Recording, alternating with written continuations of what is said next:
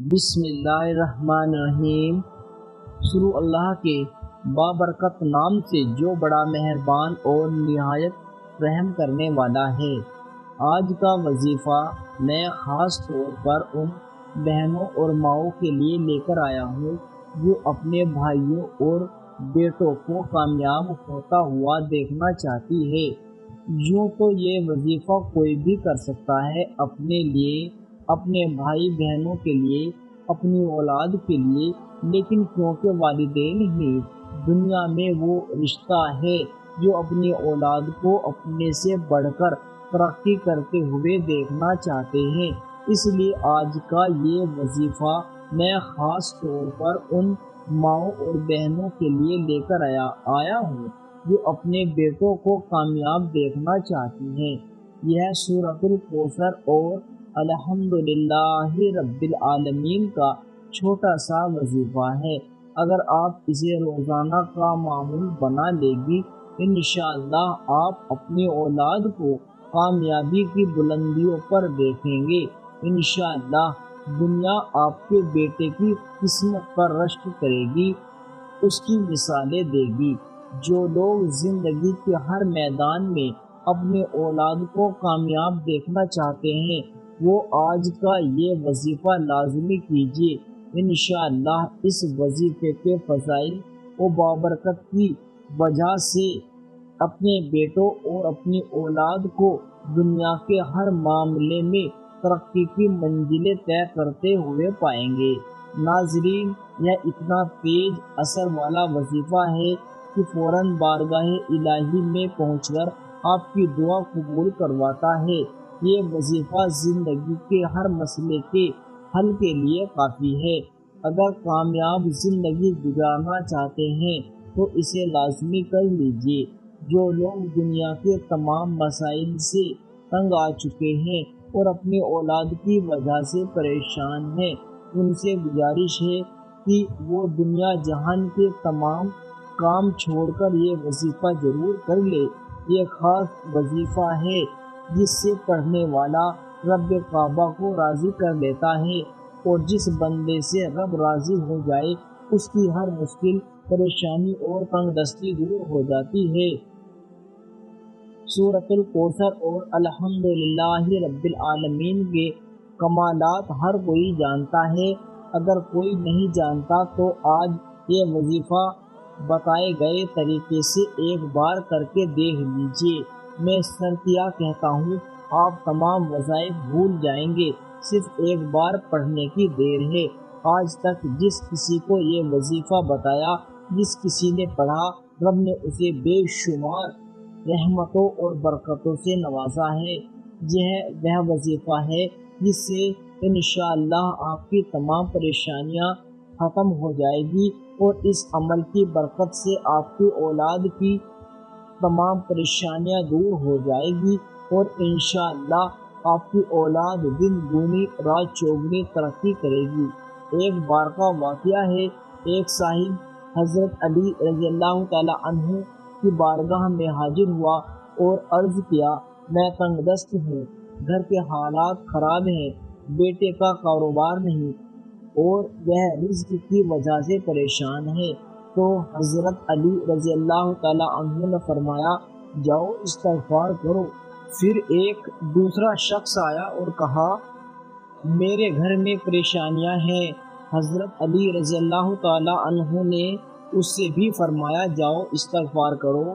پھر ایک تیسرا شخص آیا، اس نے اپنے مسائل بیان کیے۔ مولا علی رضی اللہ تعالی عنہ نے اسے بھی یہی کہا، جاؤ استغفار کرو۔ جب وہ تینوں شخص چلے گئے تو پاس بیٹھے ایک صاحب نے عرض کیا، حضرت علی، آپ کے پاس 3 الگ الگ مسائل لے کر لوگ آئے، لیکن آپ نے تینوں کو ایک ہی وظیفہ بتایا، استغفار کا کیا راز ہے؟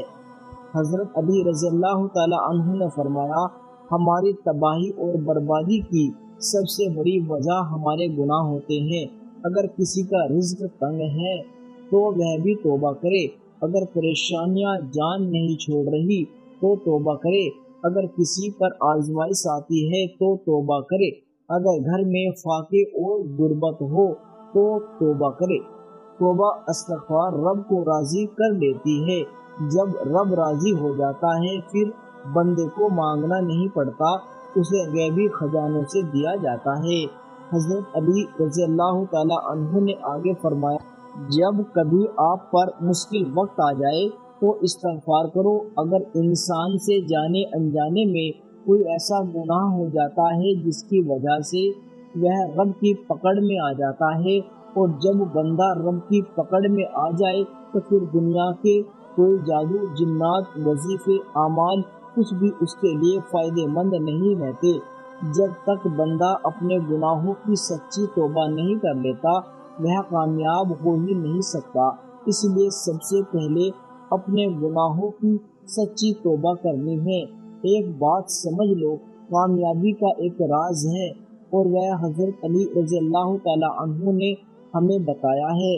حضرت علی رضی اللہ تعالی عنہ نے استغفار کی کثرت کرنے کی تاکید کرتے ہوئے کہا، دین اسلام میں استغفار کی بہت اہمیت ہے۔ قرآن کریم میں بہت سی آیات موجود ہے جو مغفرت اور استغفار کے بارے میں بتاتی ہے۔ کچھ آیات اس بارے میں حکم دیتی ہے تو کچھ اس کی تعریف بیان کرتی ہے۔ سورۃ النساء میں اللہ رب العزت نے نبی محترم کو حکم دیا اور اللہ سے بخشش مانگو، بے شک وہ بخشش کرنے والا اور مہربان ہے۔ سورۃ المزمل میں رب کریم نے مومنوں کو حکم دیا اور اللہ سے بخشش طلب کرتے رہو، یقیناً وہ بخشنے والا اور مہربان ہے۔ ناظرین، نبی اکرم صلی اللہ علیہ وسلم کا فرمان ہے، میں اللہ سے دن میں 100 بار بخشش مانگتا ہوں۔ تو ذرا سوچئے، جب رسول اللہ صلی اللہ علیہ وسلم جیسی مبارک ہستی اللہ سے دن میں 100 بار استغفار کر رہی ہے تو استغفار کی اہمیت کتنی بڑی ہوگی، اور میرے اور آپ کے اس استغفار کا کرنا کتنا ضروری ہوگا۔ استغفار کے ثمرات یہ بھی شامل ہیں، گناہوں کو بخش دیتا ہے، اللہ کی رضا اور اس کی محبت، رحمت کا نازل ہونا، عذاب کا ٹل جانا، خیر اور برکت کی کثرت، دلوں کا روشن ہونا، درجات کا بلند ہونا، جہاد اور تقوی کا پیدا ہونا، وقار اور بردباری میں اضافہ، روزی میں کشادگی، مال و دولت میں برکت، بلاؤں اور مصیبتوں سے دوری، جسمانی اور روحانی قوت میں اضافہ، اور اس کے علاوہ بھی بے شمار فضائل اور برکات ہیں۔ لیکن ناظرین، جہاں استغفار کے اتنے فائدے ہیں وہیں اس کی کچھ شرطیں بھی ہیں۔ اللہ تبارک و تعالیٰ کو حاضر و ناظر ماننا، دل میں سچا جذبہ اور اخلاص ہونا، عاجزی اور انکساری کے ساتھ اللہ کی طرف متوجہ ہونا، خشوع اور خضوع کے ساتھ اس کے احکامات کو سمجھنا، ان پر عمل کرنا، استغفار کے وقت جسمانی اور روحانی پاکیزگی کا ہونا۔ استغفار کے بہترین اوقات، سب سے افضل وقت ہے سحر کا وقت، یعنی رات کا آخری حصہ۔ اسی وقت کو رسول اللہ صلی اللہ علیہ وسلم نے قبولیت دعا کا وقت بتایا ہے۔ نبی اکرم صلی اللہ علیہ وسلم فرماتے ہیں، رب کائنات رات کے آخری تہائی حصے میں آسمان دنیا پر نازل ہوتے ہیں اور پکارتے ہیں، کون ہے جو مجھے پکارے تاکہ میں اس کی دعا قبول کروں؟ کون ہے جو مجھ سے سوال کرے تاکہ میں اسے عطا کروں؟ کون ہے جو مجھ سے مغفرت طلب کرے تاکہ میں اسے بخش دوں؟ ناظرین، آج کا یہ خاص وظیفہ لازمی کیجیے۔ آپ بے روزگار ہیں، بے اولاد ہیں، قرض دار ہیں، آپ کا کاروبار نہیں چل رہا یا گھر میں مسائل ہیں، آپ کی جتنی پریشانیاں، مسائل، رکاوٹیں اور بندشیں ہیں انشاءاللہ سب دور ہو جائے گی۔ اب آئے سورۃ الکوثر اور الحمدللہ رب العالمین کا وظیفہ کیسے کرے، کیونکہ یہ آیات اللہ کی پاکی بیان کرتی ہے اور اس کا شکر ادا کرنے کی توفیق دیتی ہے۔ جب ہم اللہ کا شکر ادا کرتے ہیں تو ہمیں غیب سے کتنے خزانہ عطا فرماتا ہے۔ کہ ہم خود حیران رہ جاتے ہیں اور سمجھ بھی نہیں پاتے کہ یہ دولت اور رزق کہاں کہاں سے آ رہا ہے۔ اگر آپ روزانہ اسی بنیاد پر یہ عمل کریں گے تو اللہ انشاءاللہ آپ کی اولاد کی ترقی یقینی بنا دے گا، اور لوگ آپ کی اولاد کی ترقی دیکھ کر حیران رہ جائیں گے، اور انشاءاللہ آپ کی اولاد کی قسمت پر رشک کریں گے۔ حضرت عائشہ صدیقہ رضی اللہ تعالی عنہا فرماتی ہے کہ حضور صلی اللہ علیہ وسلم نے ارشاد فرمایا، قرآن مجید کا ماہر، حافظ اور قاری، مجید، محترم فرشتے اور معظم یا مکرم انبیاء علیہ السلام کے ساتھ ہوگا۔ جو شخص قرآن پڑھتا ہے لیکن پڑھنے میں اٹکتا ہے یا کند ذہن یا موٹی زبان کی وجہ سے اسے مشکل ہوتی ہے، اس کے لیے دوہرا اجر ثواب ہے۔ ایک دوسری روایت میں ہے، جو شخص قرآن پڑھتا ہے حالانکہ وہ اس کے لیے سخت مشکل ہے تو اس کے لیے 2 اجر ہے۔ اسی طرح حضرت سعد بن ابی وقاص رضی اللہ تعالیٰ عنہ روایت کرتے ہیں کہ رسول اللہ صلی اللہ علیہ وسلم نے فرمایا، تم میں سے بہترین لوگ وہ ہیں جو قرآن مجید سیکھے اور سکھائے۔ تو ناظرین، آج کا وظیفہ بھی قرآن مجید کے اندر ہی سے ہے، ایک سورت اور ایک آیت کا ہوگا۔ محترم ناظرین، اولاد کی کامیابی ہی والدین کی اصلی خوشی ہے۔ اس میں کوئی شک نہیں کہ ایک باپ اپنی اولاد کے لیے اپنی پوری زندگی قربان کر دیتا ہے۔ اگر وہ کہا جائے کہ وہ اپنی خوشیاں قربان کر کے انہیں خوشیوں کو حاصل کرتا ہے تو یہ بھی صحیح ہے۔ معاشرے میں دیکھے تو ہر ماں باپ کی خواہش ہوتی ہے کہ اس کا بیٹا یا بیٹی پڑھ لکھ کر اس سے بھی بڑا انسان بنے اور ماں باپ کا نام روشن کرے، لیکن ضروری نہیں کہ ہمیشہ ایسا ہی ہو۔ پھر بھی والدین کو چاہیے کہ اچھی سوچ اور امید بنائے رکھے۔ آج میں ایک باپ کی کہانی بیان کر رہا ہوں۔ اس کا بیٹا امتحان میں پاس تو ہوا مگر بہت کم نمبر لے کر، صرف 36%۔ باپ کو بہت دکھ ہوا، لیکن اس نے بیٹے سمیت کسی کو بھی یہ محسوس نہیں ہونے دیا۔ وہ بیٹے کا ہاتھ پکڑ کر بیکری گیا، مٹھائی خریدی اور واپس آ کر محلے کے گھروں میں مٹھائی بانٹنے لگا، ساتھ ساتھ کہتا، دیکھو میرا بیٹا پاس ہو گیا ہے، 36% نمبر لیے ہیں۔ آج میں خوش ہوں کہ میرا بیٹا اتنے اچھے نمبروں سے پاس ہوا ہے۔ محلے والے حیران ہوئے کہ صرف 36% نمبروں پر اتنی خوشی، مگر کسی نے کچھ نہیں کہا۔ بچے کے دل میں خوشی ہوئی کہ اس نے اتنے اچھے نمبر لیے ہیں۔ اس کا حوصلہ بڑھا، جذبہ بلند ہوا۔ اس نے ٹھان لیا، اب میں اور محنت کر کے باپ کو اور خوش کروں گا۔ پھر اس نے دل لگا کر پڑھائی کی، اگلے امتحان میں اچھے نمبر لیے اور اگلے ہی سال اسکول میں ٹاپ کر گیا۔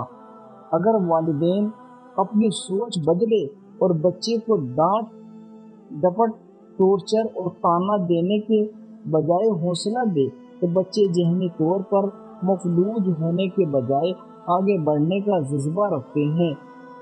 اگر ہم بچوں کی ترقی چاہیے تو پہلے ان کی ذہنی ترقی ضروری ہے، تبھی ہمیں اصل نتیجہ نکلے گا۔ اگر ہم اپنی اولاد کی کامیابی دیکھنا چاہتے ہیں تو ان نسخوں کے ساتھ ساتھ قرآنی اور نبوی نسخوں پر بھی عمل کرنا ہوگا۔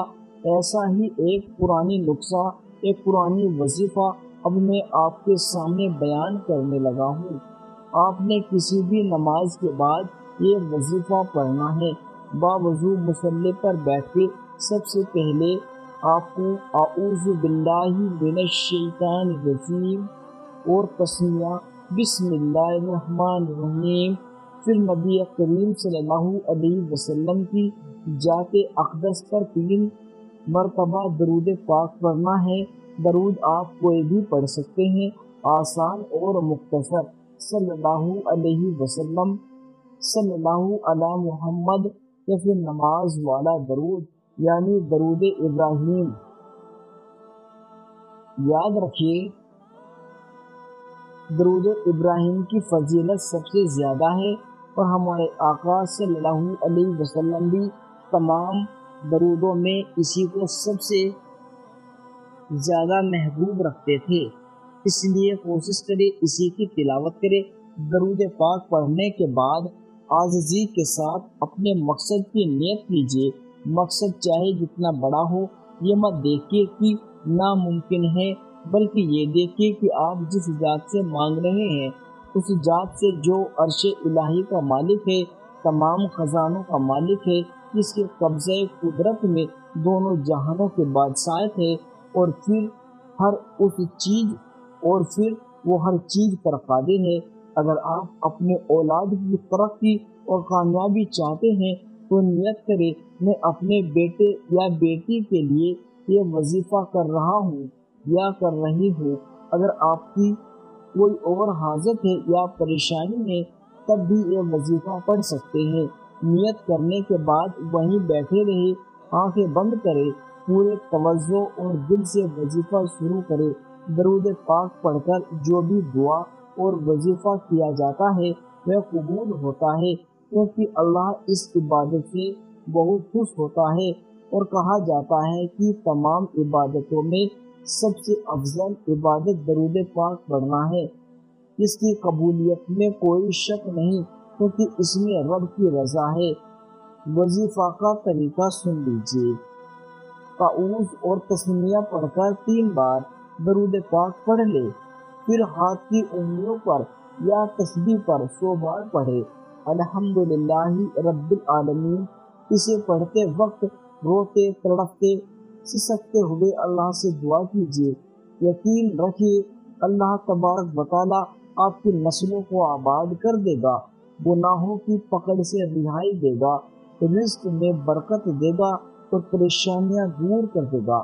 اس کے بعد اللہ کے 2 ناموں کا وظیفہ کرے، یا رزاق یا فتاح۔ اسے ملا کر پڑھنا ہے اور ایک گنتی مانی جائے گی۔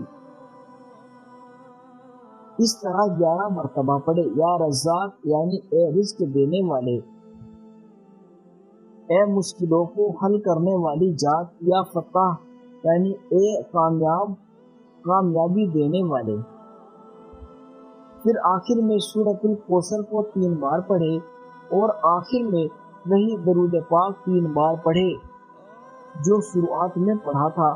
اس کے بعد دونوں ہاتھ بلند کر کے رو رو کر گڑ گڑا کر اللہ سے مانگے، اس یقین کے ساتھ کہ اللہ آپ کو ضرور عطا فرمائے گا، کیونکہ اللہ فرماتا ہے میں اپنے بندے کے ساتھ ویسا ہی معاملہ کرتا ہوں جیسا وہ مجھ سے گمان رکھتا ہے۔ انشاءاللہ پھر آپ دیکھیں گے کہ آپ کی اولاد زندگی کے ہر میدان میں کامیاب ہوگی۔ لوگ آپ کی اولاد کی قسمت پر رشک کریں گے اور دنیا آپ کی اولاد کی اشارے دے گی۔ اللہ تبارک و تعالی ہم سب کو اس قرآنی وظیفے سے بھرپور فائدہ اٹھانے کی مکمل توفیق عطا فرمائے، آمین یا رب العالمین۔ اللہ حافظ۔